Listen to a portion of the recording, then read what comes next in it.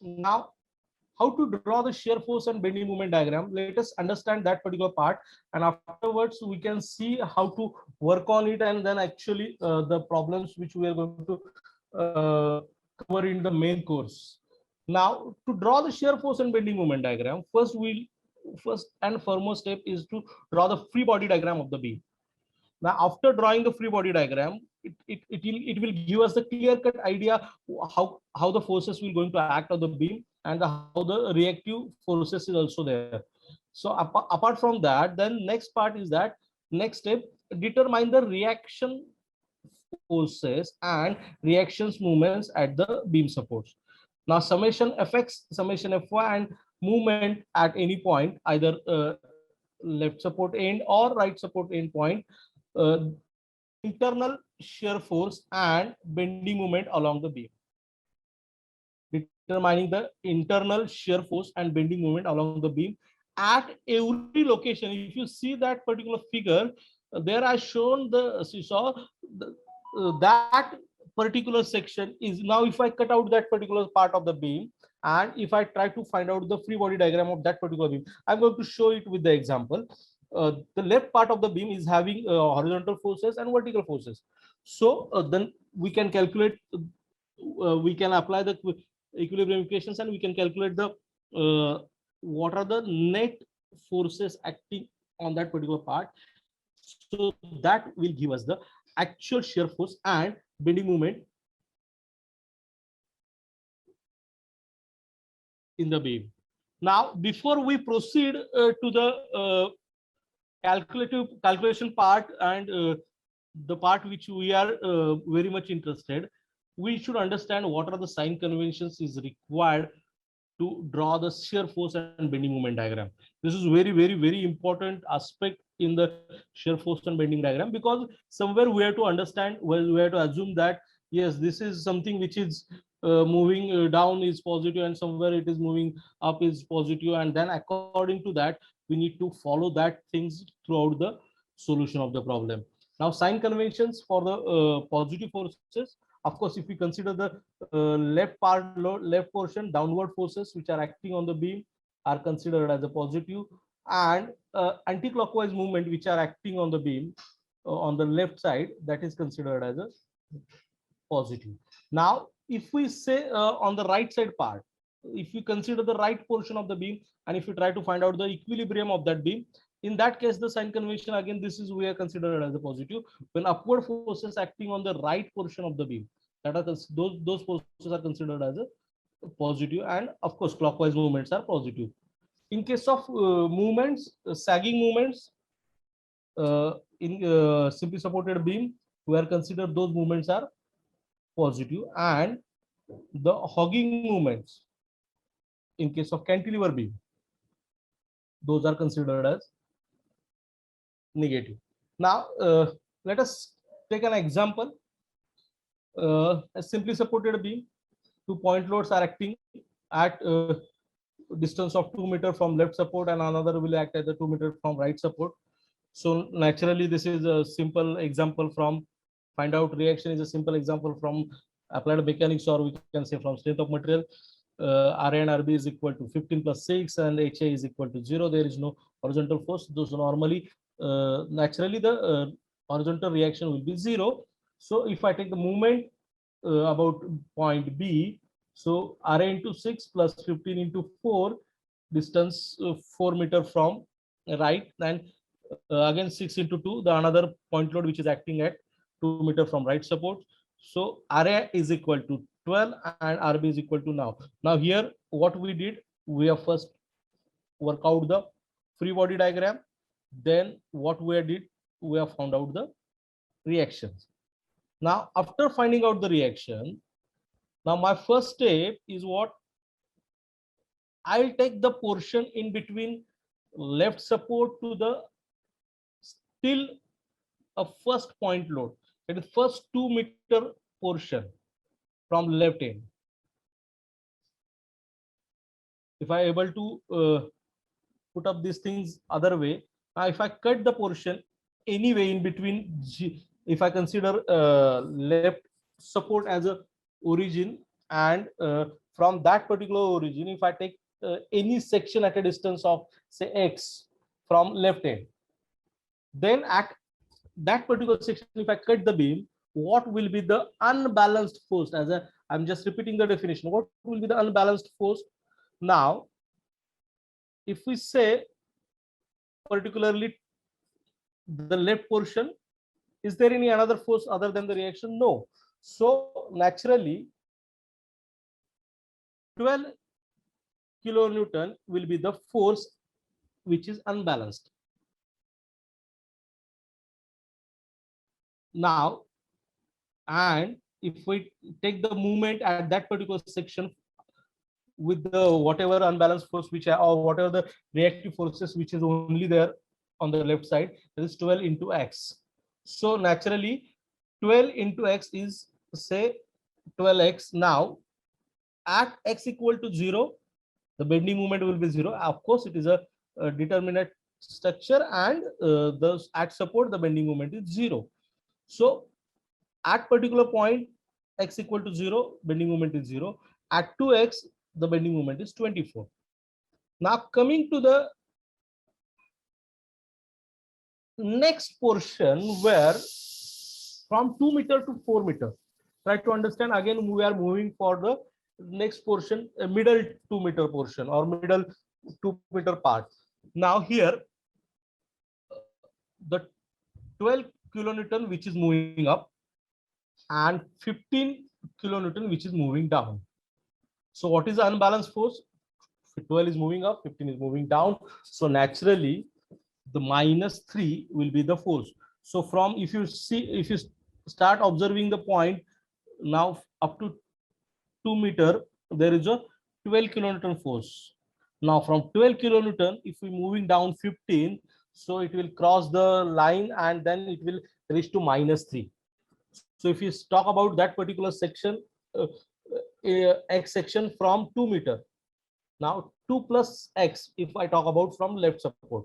So naturally 12 into x plus 2 will be the movement of reaction at the particular section, and 15 into x, but 12 into x will be the clockwise movement and 15 into x will be the anti-clockwise movement.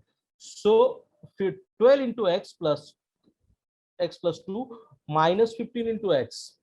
Now if I put x equal to 2, what will happen? X equal to 2, that means 24. So here x we cannot put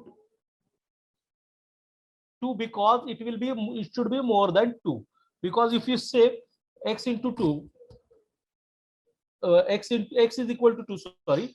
Now for 12 into, of course we are starting from the left support, so 12 into 2 plus 2, that is 4, that is become 48, minus 15 into 2, that is become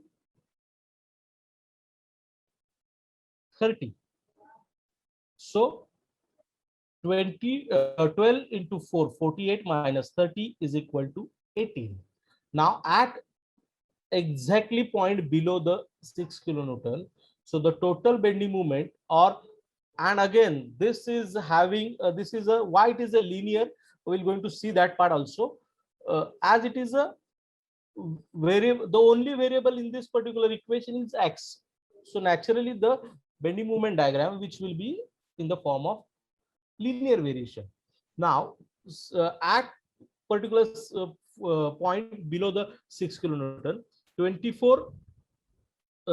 48 minus 30, that will be 18. Now the only portion which is remaining is the last 2 meter. Now coming to the last portion of the beam, now entire portion, the 12 kilonewton reaction will be there, then 15, the total load which is acting on the beam in this particular example will be there, 15 and then 6. So 12 which is moving up, 15 is moving down. Already we are below -3. Again there will be a downward force of 6. So -3 minus 6, the total will be -9. So it will be end. Now there will be another check. At reaction point, the upward force is 9. So naturally whatever we have worked out is okay, or it is perfect. Now moving towards the bending moment, uh, again we are considering the distances from left support to the at x distance, particularly in the last portion of the beam length. Now 12 into x plus 4 minus 15 into x plus 2 minus 6 into x. Now if I put x equal to 4, so 12 into 4 plus 4, that is 8. So 96 minus 15 into 4 plus 2. So naturally minus 6 into, again, 2. So at the end, if you try to find out the bending moment at a section exactly below the 6 kilonewton, it becomes 18. And if you put x equal to say 6 meter, you'll find that the bending moment at the section is, sorry, a bending moment at that particular point is 0, because of course this is another end, that is simply supported part. So naturally at the end, bending moment is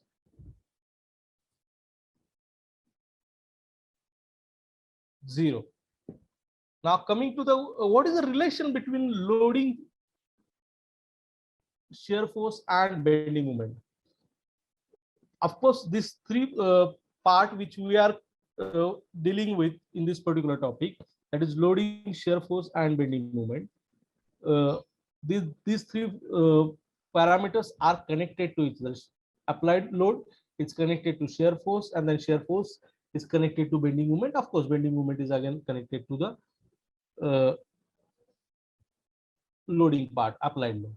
Now, if I consider a beam with a random loading, say W into dx. Now, if I cut out the portion of a particular beam, that is W, if I remove the other part and if I just keep the portion having the length dx.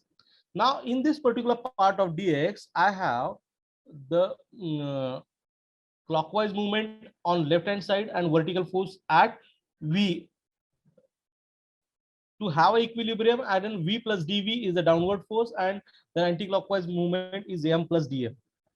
Now, if I consider the dx is the total length, so W into dx will be the total resultant force which is acting on a beam. So dV by dx, that must be equal to minus W, and dm by dx, which is nothing but the V.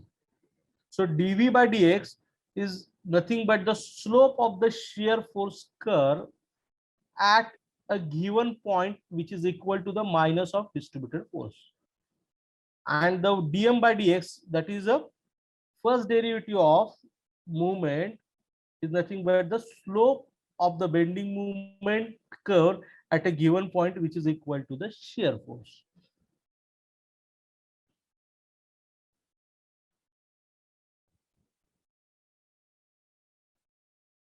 Now dv by dx, which is equal to minus W, if we again let us go a little bit reverse way, if I integrate it, what we are getting, the change in shear force between 2 points, V2 minus V1.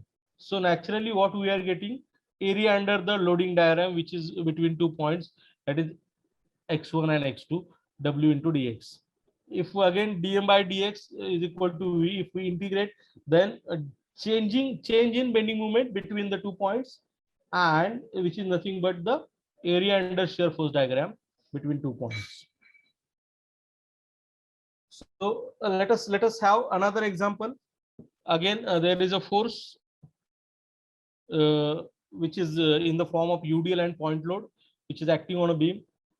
Again, the span of beam is 12 meter, 2 meter from left side. The UDL starts, then UDL will there for 6 meter, and then uh, again from right support at a 2 meter, there is a point load of 36 kilonewton. If you work out the if you draw the free body diagram and if you work out the actual reactions will be 34 kilonewton and 50 kilonewton. But let us work on the shear force and bending moment diagram. Now at particular point of reaction, there is a vertical upward force of 34 kilonewton. Now there is a no load in between 0 to 2 meter from the left support, so total is 34. 34 kilonewton force will be there, because if you take any section in between 0 to 2 meter, you'll find that there is no other load, so only 34 kilonewton vertical force. So naturally there is no vertical. Now from point where UDL starts, at that particular point you'll find that there is a 2 meter force, 34 kilonewton force. Now as uniformly distributed load is downward, so 8 into x is the actual load which is acting. If I take any section in between 2 meter to 6 meter at say distance x, what I am getting at x, 8 into x, so 34 upward minus 8 into x. Okay, now when it will go into 0, if I equate this equation, so 34 minus 8 into x is equal to 0. So naturally x is equal to 34 upon 8. So at a distance 34 upon 8, the shear force diagram crosses the line and it will come down here. Now 8 into 6, that will be a 48. So 48 is downward force at 8 meter from left support. So 34 is upward, 48 is downward. Naturally minus 14 should be remain, which is at the point where UDL ends. Similarly, if we cross that particular point, from minus 14 it will continue, because there will be no load in between 8 meter to 10 meter portion from left supports. Again at 10 meter there is a 36 kilonewton downward force. So minus 14 and minus 36 is downward force, so it naturally becomes 50, and you'll find that it will going to be matched with our that is second support reaction, that is 50 kilonewton. Now coming back to the bending moment diagram.